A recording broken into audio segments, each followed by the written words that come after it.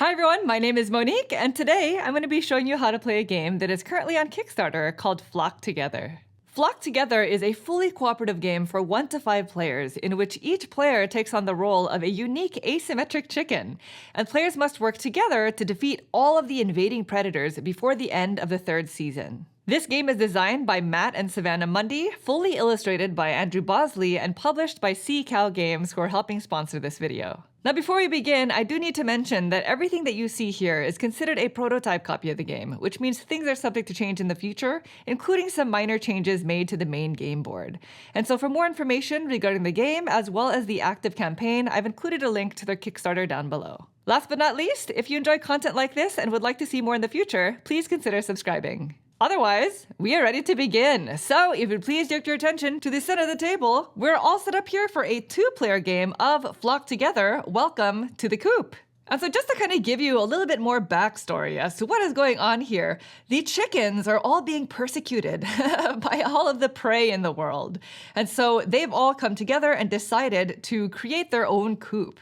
Now, it's not that simple, because outside of the coop are 4 predators who are ready and willing to invade. And so in this game, players work together as chickens in order to try to defeat all 4 predators and survive by the end of the 3rd season. And so the game actually comes with 11 different asymmetric chickens, as well as 10 different predators.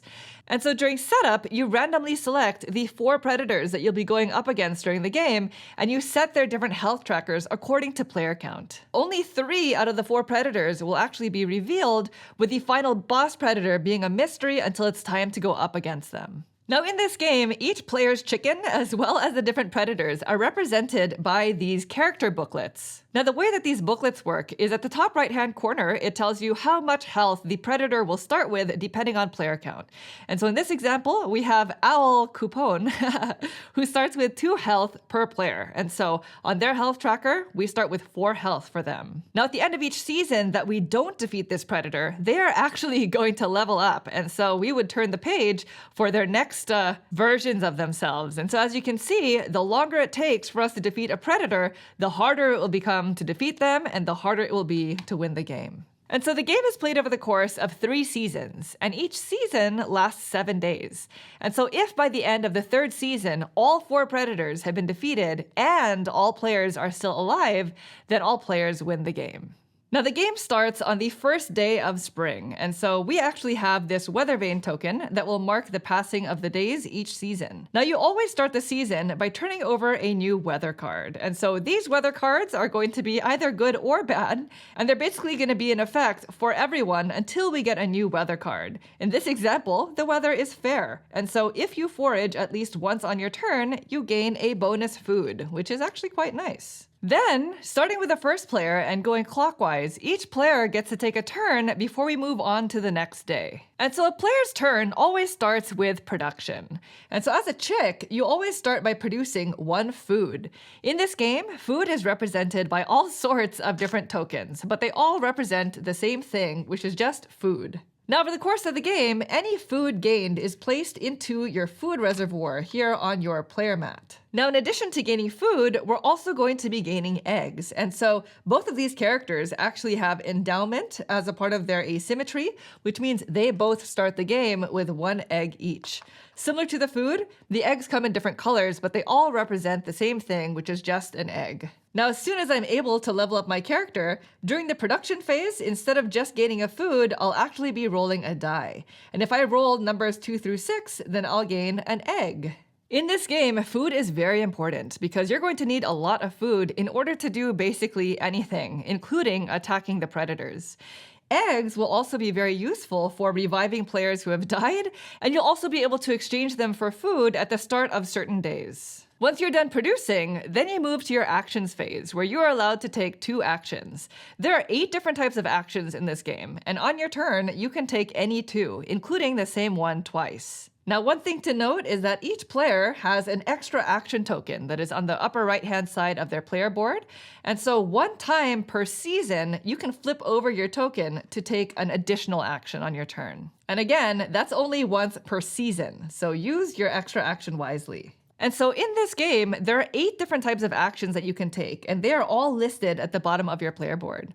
These actions are going to depend on what level your chick is, as well as where you are on the game board. At the start of the game, each player starts inside the coop. And so in order for me to attack any of the predators, for example, I'm going to need to move, which is the first type of action that you can take. Moving essentially allows you to move your chick to a different location. And so there are 5 different locations. There is inside the chicken coop, and then there are the 4 predator locations outside. And so I'm just going to go ahead and move my chick over here, which is nearby Al Coupon, which is one of the weaker predators. Now, before I actually attempt to attack these predators, I'm probably going to want to try to make my chick stronger. So now that I'm outside, I can take the next type of action, which is called foraging. And foraging gains you 1 food, but you can only take the forage action from outside. And these outside-only actions, by the way, are denoted by this little grass symbol that's next to the action name on your player board. Now, like I was mentioning earlier, food is very important because you can actually use it in one of 3 different ways. The first way is with the next type of action, which is called eat, which also can only be done from outside. The eat action is how you level up your chick. So if you look closely at your booklet, it actually tells you how many meals your chick needs to eat in order to level up to the next stage. And so in this example, as Annie Yoakley, I'll need to eat 5 meals in order to level up to a pullet. This section also tells you how much maximum health you can have, by the way, which in this case is 3 health. Now, as a chick, when taking this action, I'm only allowed to eat at most 1 meal.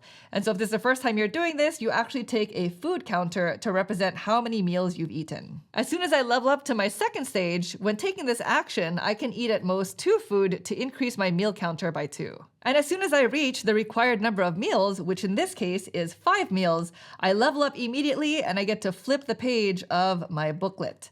And so at this point, I would make any changes to reflect my new chicken stage, which would be actually increasing my maximum health to 4.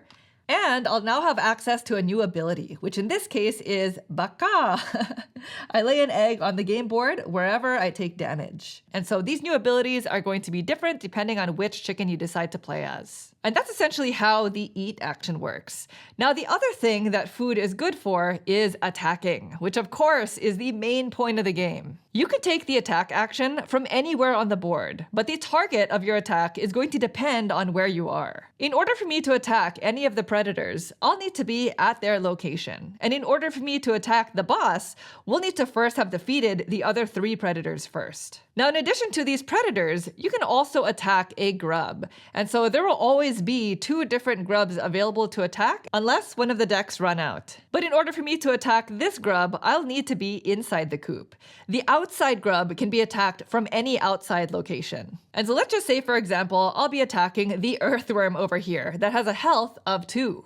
When attacking any enemy, the first thing that happens is you take into consideration the weather effect, which, by the way, I should have gained a bonus food for foraging earlier. Then you consider any effects on the predator card itself. And so for this earthworm, it's actually going to require me to roll the 6-sided die, and if I roll a 1, then I miss my attack. And I rolled a 5, so I'm actually good. Then I get to deal my damage, and the way that that works is your booklet will show a certain number of fists that indicate your strength. For each strength symbol, I get to pay 1 food to deal 1 damage to that enemy. And so in this example, the pullet form of Annie Yoakley has 2 strength. So I can pay both of these food tokens in order to deal both damage needed to defeat the earthworm. And anytime you defeat a grub, the grub card actually goes into your hand. And now on your turn, you can spend the grub card to gain whatever the card says at the bottom, which in this case says I can heal up to 3 health of a teammate's health, which is great. Now, you're not actually required to defeat any grub cards in this game, but as you can see, they can be very useful for making each player stronger before you need to fight against the predators. And again, if I wanted to go up against the garden snail, which is a part of this deck, I would need to first move back inside the coop before I can attack them. Attacking predators works exactly the same way, except each predator is going to have their own asymmetric ability. For example, Al Coupon over here says during nighttime weather, the predator has +2 health and +1 strength. You also cannot use bonus or grub cards to dodge predator attacks. Meanwhile, Cleopatra over here dodges the attack on a roll of a 5 or a 6, but you only suffer 1 damage. And so after you deal damage to the predator, they will deal damage back to you, according to their own strength. And so Al Capone will actually deal 2 damage back to me, flipping over 2 of my health markers. And of course, whenever you deal damage to the predators, you're going to decrease the amount of health on their health tracker. And the nice thing is, as soon as you deal the final blow, bringing their health down to 0, they actually drop loot, and loot can be quite useful. Once defeated, you turn their booklet to the very last page, which shows what type of loot they drop, which in the case of Al Capone over here is their monocle. And so some loot are going to be single-use items, and some, such as this one, are permanent abilities, which says I now never miss any attacks. Now, sometimes it'll take several turns for you to defeat a predator, and in that case, the person who dealt the final blow is the player who actually gets the loot. Now, if my health ever goes down to 0, my character will die, which is very bad, because if at any time during the game, all players around the table are dead, then the players lose. In addition, if by the end of the 3rd season, if even just 1 player is dead, then all players still lose. And so the third thing that you'll be using food for in this game is healing, which is the next type of action. The heal action can only be done within the inside of the coop. And taking this action allows you to pay 1 food in order to heal 1 heart counter. Now, the amount of food that you're able to actually spend per action is dependent on what level your character is. As a chick, you can only pay at most 1 food to heal 1 health. As a pullet or cockerel, the level 2 stage, you can pay up to 2 food to heal 2 health. And finally, as a hen or rooster, you can pay 3 food to heal 3 health. Now, if ever your health does go down to 0 and your character dies, all is not lost because the next type of action allows you to actually revive another player. This action is called Brood, and this also must be done from inside the coop. The Brood action is actually one of the most important uses for eggs. When taking this action, you pay 1 egg in order to revive another player, but you must skip your next turn. So it's a bit of a give and take, but it's a very important action that prevents you from losing the game. Now, the revived player only comes back to life after you skip your next turn. And so at that point, they actually gain 2 chicken booklets that are not in use, and they choose one of them to play, which means they're coming back into the game as a new character. And like I was mentioning earlier, eggs can be gained in a number of different ways, including during your production phase as a level 2 or 3 character, and by taking the next type of action, which is just called laying an egg. And of course, this action can only be done inside the coop. Now, the thing is, you can only take this action if you're at least a level 2 character, which means the chicks at the start of the game cannot lay any eggs. And taking this action will gain you 1 egg from the supply. And so the last type of action can be taken from anywhere on the game board. And this action allows you to draw a bonus card. Now, the game comes with a large deck of bonus cards, and so each player has a hand limit of 2 cards, unlike these grub cards, which there is no limit to. And these bonus cards can be played at any time, even when it's not your turn, and even immediately after drawing them. And they don't count as an action. They're going to do various things such as gain you 1 food or 1 health, or pay 2 food in order to gain 2 health. And so there are lots of different types of bonus cards that you'll see in the deck, and the number of dots at the bottom of each card tell you how many times this card will appear in the deck as well. Bonus cards can be quite useful, and so one of the recommendations is when in doubt, draw a bonus card. And those are all 8 of the different types of actions that you can take on your turn. And again, on your turn, you're only choosing 2 of them to take. Now, once each player has taken a turn by doing both their production as well as their action phase, then you always end the day by discarding one of the grub cards, either from inside the coop or outside. This way, players will always be able to see a variety of grub cards, especially considering how useful they can be and how varied they are. Then, you start the next day by moving the weather vane token 1 space. Now, at the start of days 1, 3, and 6 of each season, 2 things happen. The first thing is each player can choose to exchange any number of their eggs for an equal number of food tokens. And this step is skipped only at the very start of the game. Once all players have made their exchanges, then you gain a new weather card, which means the weather is going to change up to 3 times during a season. And this is actually an example of a semi-negative one. This is the bird flu. Anyone who ends the day near another player loses a health. So you have to be a bit more strategic this phase. And at the end of the 7th day, you actually move the Weather Vane token back to day 1, and you draw a new weather card from the next season, which in this example would be summer. Sunny. Once during this phase, you may perform 1 extra action. Oh, that's nice. In addition, when changing seasons, any predators that are still alive will actually level up. And this will actually change the amount of health they have left. So in the example of Chixune over here, who has 6 health because it's a 2-player game, you would actually turn the page to their stronger version, which would mean they would still actually only have 6 health, and any damage that was already dealt would be subtracted from the new total. But now this stronger version of Chixune makes you roll for a predator heal when attacking them, which means on a 5 or a 6, they actually heal a little bit more of their health. Which is why you really want to try to defeat as many predators as possible as early as possible. And so play continues like this for a total of 3 seasons. And as soon as all 3 of the first predators are defeated, then you get to reveal the final boss predator. And when revealing them, you flip to their 3rd and final form, which is always going to be their strongest form. Oh, here we have Esmeralda. And when calculating the boss's health, you actually increase their multiplier by 3. And so instead of a 4x multiplier, this is going to be 7 times 2 for a 2-player game, which means they're going to come into the game with a health of 14.